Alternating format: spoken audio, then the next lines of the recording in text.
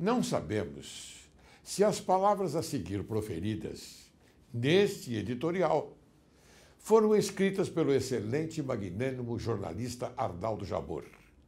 Circula na internet que esse texto foi censurado, devido ao seu alto teor de relevância e referência ao signo verbal. Não poderíamos deixar de apresentar este pensamento. Diz: assim como o stalinismo apagava fotos, reescrevia textos para contestar seus crimes, o governo de Lula foi criando uma linguagem nova, uma neolíngua empobrecida da ciência política. Uma língua esquemática, dualista, maniqueísta, nos preparando para o futuro político simplista, que está se consolidando no horizonte.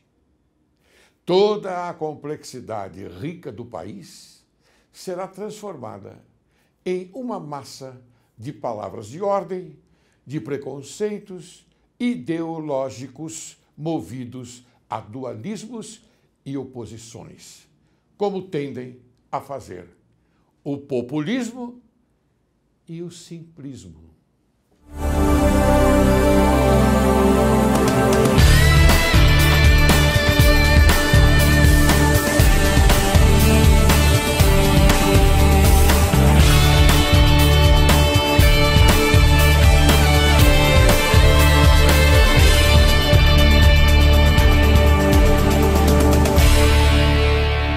Direito e Justiça em Foco é o teu programa e este é o teu país. Hoje vamos apresentar um programa voltado à curiosidade, ou seja, saber o que um político midiático pensa a respeito dos problemas que assolam o país e atingem a sociedade. Vamos conversar com o deputado federal Paulo Pereira da Silva, mais conhecido como Paulinho da Força. Foi o articulador da criação da participação dos trabalhadores nos lucros ou resultados das empresas. Fez acordo com o governo para o pagamento das perdas do Fundo de Garantia por Tempo de Serviço provocadas pelo Plano Verão e Collor. Em 2002, Paulinho foi candidato a vice-presidente do Brasil, na chapa encabeçada por Ciro Gomes. Em 2004, foi candidato nas eleições para prefeito da cidade de São Paulo. Em 2006, foi eleito deputado federal com mais de 287 mil votos, o sexto mais votado no estado de São Paulo e o 12º no Brasil. Em 2013, fundou, em conjunto com outros deputados e dezenas de lideranças políticas, o Partido Solidariedade. Foi reeleito em 2014 para o seu terceiro mandato no Congresso Nacional. Pois bem, Paulinho, bem-vindo aqui no programa Direito e Justiça em Foco. Obrigado, Laércio. É um prazer estar aqui com você e com todos os seus telespectadores. O prazer é nosso, Paulinho. Raramente a gente tem a oportunidade de ter aqui para conversar uma pessoa como você, uma pessoa inteligente, didática, uma pessoa que faz alguma coisa pelo Brasil à sua maneira, mas faz. Isso é muito importante para nós. Obrigado. E nós temos obrigação de mostrar à sociedade a realidade dos fatos que estão ocorrendo no Brasil nos dias de hoje. Eu já vou direto para uma pergunta a você. Não é? Em 2010, você apoiou a presidente Dilma Rousseff. Muito bem. O que o fez virar oposição? Isso é muito importante, porque o telespectador não tem conhecimento desta verdade que você vai colocar agora. Bom, obrigado pela pergunta. E para mim é importante ter esta pergunta para poder responder. Isso até porque algumas pessoas me perguntam na rua o que aconteceu. Bom, primeiro que eu fui fundador do PT, lá em 82, quando eu era garoto ainda. Votei no Lula, então, portanto, em 2002, quando foi candidato a prefeito, e depois nunca mais votei no PT. Nem na eleição e nem na reeleição do Lula, votei no Lula. Só que durante o segundo mandato do governo Lula, ele foi muito próximo do movimento sindical. Ele chamou o movimento sindical, discutimos muito com ele sobre o futuro do Brasil. Atendeu muitas das questões que a gente levava, questões que o governo queria tirar dos trabalhadores, a gente não deixava, enfim. Então, foi positivo. E ele me pediu para apoiar a Dilma. Eu conheço a Dilma desde 78. quando era garota ainda, quando era criança, tinha saído da cadeia naquele período.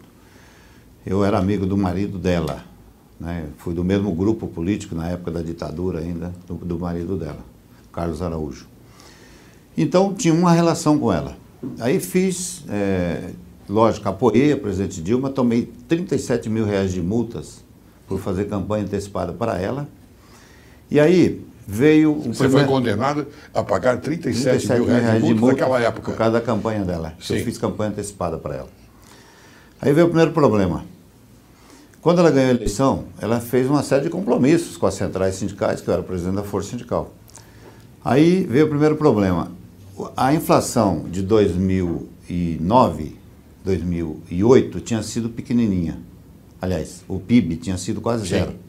O 2009 tinha sido 7,5, né?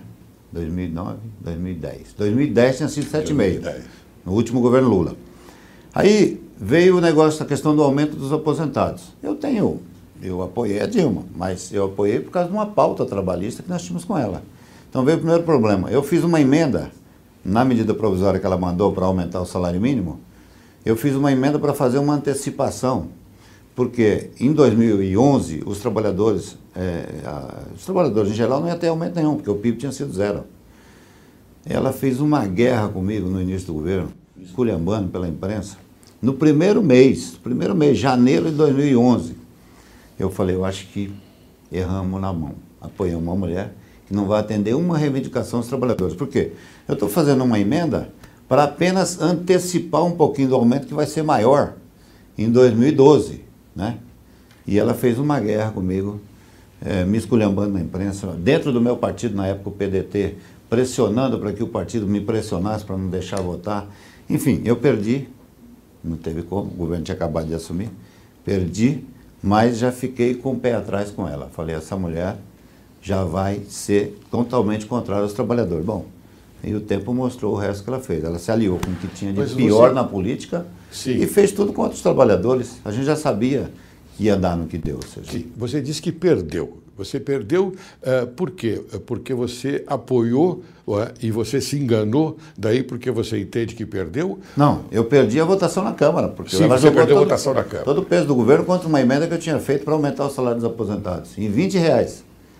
Aliás, não dava nem 20, dava coisa de R$16. Eu cheguei a fazer uma moeda de 50 centavos, sim, bem grandona assim, ampliei, e joguei no plenário. Falei, ela está brigando comigo por causa de 50 centavos que eu quero dar de aumento para os aposentados. E ela fez toda essa guerra aqui no Congresso Nacional para impedir que a minha emenda fosse aprovada. Então eu perdi a votação na Câmara, mas já fiquei muito distante dela. E depois disso eu tive com ela apenas 2 vezes mais. E depois, graças a Deus, nunca mais fiquei perto dela. Sim, mas nessa época, a minha pergunta, eu talvez não tenha completado de uma forma bastante clara. Você perdeu, então, a confiança que você havia depositado nela? Ah, sim, inteiramente, porque se uma primeira proposta de fazer que era um negócio besta, né? Sim, uma coisa pequena para os aposentados, de antecipar R$20 do ano seguinte para o ano vindouro, ela fazer toda uma guerra, não foi uma guerra. Por causa de 50 centavos. Por causa de 50 centavos por dia. Eu falei, pô, não é possível, essa mulher, nós apoiamos a pessoa errada. Então, a partir dali, a gente começou um rompimento. E 50 centavos naquela época para o aposentado era uma dinheiro, né? Era uma maravilha, né? Agora a inflação comeu tudo, né? Agora. Muito bem. Paulinho, você disse que um dos motivos para não apoiar a presidente Dilma é a alta de comprometimento dela com os trabalhadores, como você acaba de nos informar, não é? Então, como explica o apoio à CUT ao governo? Bom, a CUT tem uma ligação umbilical com o PT, né? A CUT foi fundada ali junto com o PT exatamente para ser uma espécie de correia de transmissão do PT. Então, a CUT é uma central ligada a um partido, né? Eu, por exemplo, sou da Força Sindical, a minha central é pluralista, tem gente de tudo quanto é partido lá dentro. A CUT não. A CUT, se você não for do PT, você não tem futuro. Então, a CUT vai fazer o que o PT mandar. O PT exigir, ela vai fazer. Apoiar esse, apoiar aquele, apoiar a corrupção, apoiar tudo.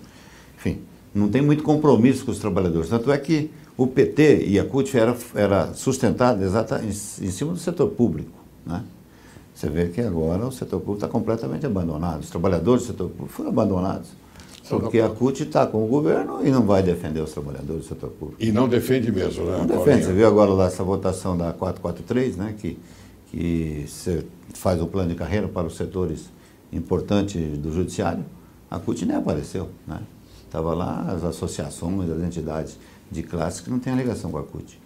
E você acha, já que você tocou nesse assunto, você acha normal o governo fazer esse tipo de coisas? Não apoiar, por exemplo, mais o Poder Judiciário? Bom, o governo está... Na verdade, doutor Lércio, o governo está numa situação muito ruim, né?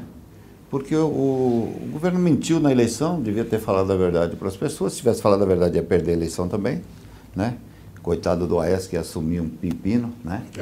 Mas eles levaram o país a uma situação insustentável, ou seja, você não tem mais investimentos, os investidores fugiram, ninguém vai querer investir com a Dilma aí, o empresariado nacional também não acredita, o desemprego voltou, a inflação voltou, a economia deve cair coisa de 3% esse ano, ou seja, uma recessão, desemprego, enfim. Então, ela levou o país numa situação muito difícil. E aí, eles querem ajustar a economia do Brasil em cima de quem? Em cima dos trabalhadores, em cima dos mais fracos. Vocês viram que o senhor acompanhou, todas as medidas provisórias dela, a 664, 665, era para tirar de quem? Tirar dos mais fracos, né? Sim. Tirar a pensão da viúva, tirar o seguro-desemprego, na hora que o país está desempregando. Enfim, então, eles querem fazer um ajuste em cima de nós. E por isso que essa questão dos ajustes, o reajuste do setor público, eles estão contrários. É lógico que nós aprovamos o primeiro turno, vamos aprovar o segundo, que eu acho que é importante aumentar o salário das pessoas, porque uma das saídas da crise é aumentar salário. Eu concordo com você, Paulinho. Uma das saídas da crise é aumentar salários. Né? Porque as pessoas tendo dinheiro vai comprar. Claro. Comprando a economia melhora, enfim. Então. É claro. Mas eu pergunto a você o seguinte, esse achatamento não é proposital, segundo a ideologia forte do governo federal? Eu acho que, veja bem, esse governo, né, que se dizia de esquerda, eles montaram um governo agora baseado no sistema financeiro, né? O governo hoje faz todo o esforço, primeiro, para pagar juros da dívida e para aumentar juros. Quando aumenta a taxa de juros, você viu o lucro do Banco Itaú? Sim. Né? 11 bilhões em 6 meses. 11 bilhões de reais, nenhum de nós tem ideia do tamanho que é isso, né? Talvez só o pessoal da Petrobras aí que assaltaram a empresa que saiba. Mas, ou seja, é uma coisa escandalosa. E a economia, no meu ponto de vista, não tem jeito. Ela se aliou, né? Ela entregou a economia ao sistema financeiro. Né? Muito bem.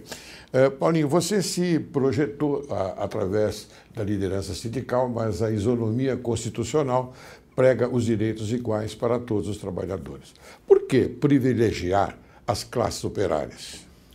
Bom, eu nunca pensei muito assim, né, doutor Lércio? Veja bem, eu sou metalúrgico, né? Eu trabalhei na zona rural até os 12 anos.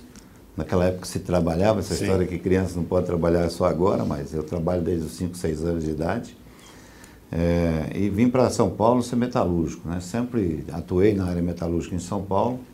Fui presidente do Sindicato Metalúrgico de São Paulo, fui presidente da Força Sindical. E com muita satisfação. Então, eu tenho um lado nisso, né? Eu defendo os trabalhadores. A minha função hoje no Congresso é fazer esse papel. Agora, nunca fui uma pessoa intransigente, até que eu tenho uma relação grande com o setor empresarial brasileiro exatamente por isso.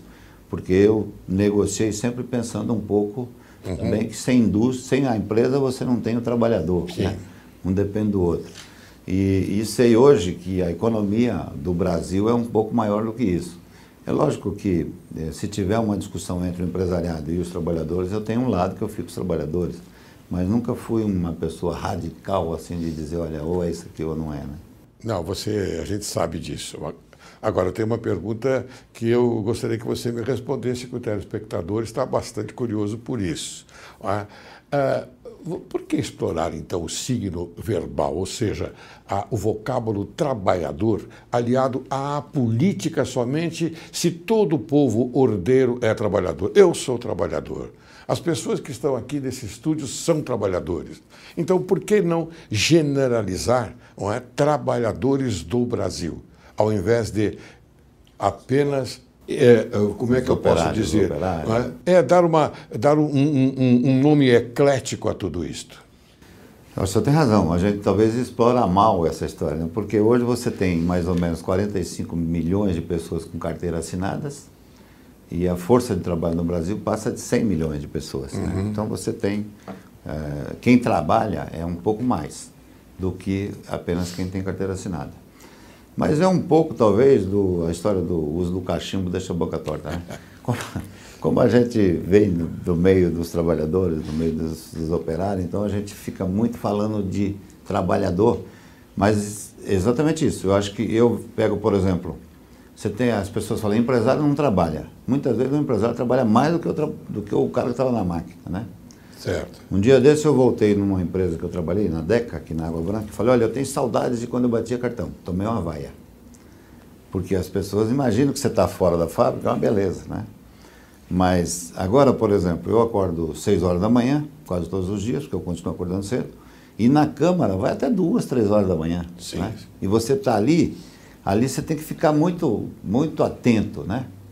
Porque o cara muda uma vírgula e muda todo o sentido do que estava sendo aprovado. Claro. Esse dia atrás o Dornelles mudou uma letra e mudou todo o sentido. Era quem foram, para quem forem. Sim. Ou seja, foram, perdeu todo mundo para trás, perdeu direitos. Ficou só para frente com apenas uma letra, tirou o A, pôs o E. Enfim, então, você tem que ficar muito atento. As vírgulas atento. mudam os sentidos, não é, das propostas. Mas nesse caso aí, o Dornelles mudou apenas a letra, só tirou o A e pôs o E. Ou seja, é a primeira vez que eu vejo uma esperteza daquela. Enfim, então, você trabalha muito mais hoje, né, fora da fábrica do que dentro da fábrica. Da fábrica você trabalhava na tua função ali. Agora, lá fora, você tem que pensar em todo mundo e acompanhar... Em todos os trabalhadores do Brasil. Podemos...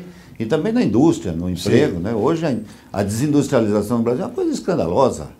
O Brasil teve, no ano passado, Lércio, 107 bilhões de dólares de importação, de déficit de importação. Isso passa de 300 bilhões de reais. Tem indústria que aguenta isso. Vai quebrar a indústria nacional. Isso. Nós somos bem fraquinhos nesse sentido, né?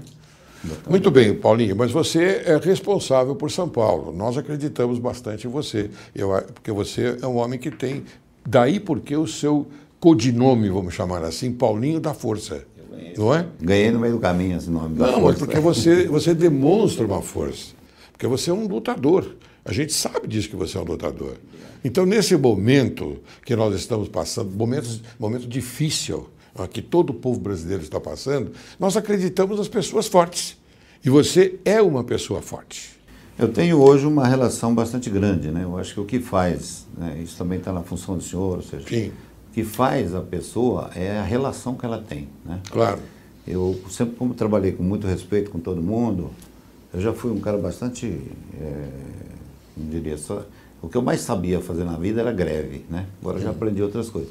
Mas a minha especialidade era fazer greve. Agora você então eu já melhorei. Agora você melhorou.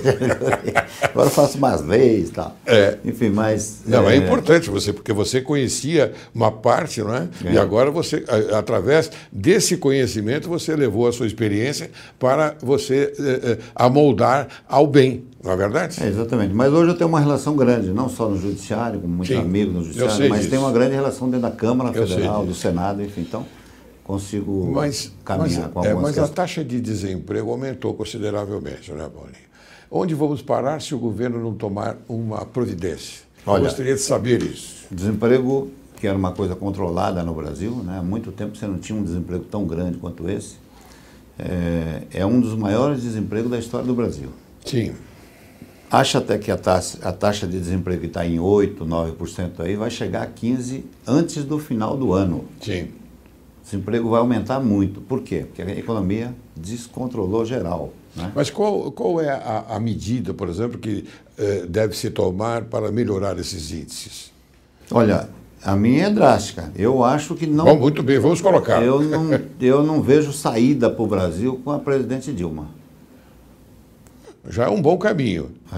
Já é um bom caminho. Eu acho que nós não temos como controlar o desemprego, controlar a inflação com a Dilma. Porque ninguém acredita no Brasil. As empresas não estão investindo, a economia paralisou. E a inflação corroeu o poder de compra das pessoas, ninguém está comprando mais. Né? Porque o que o economista te fala daqui 3 meses, o trabalhador sente na hora. Né? Quem está trabalhando percebe que parou a economia, que não está mais fabricando aquelas peças, que não está mais produzindo aquele produto. Imediatamente as pessoas começam a parar de comprar.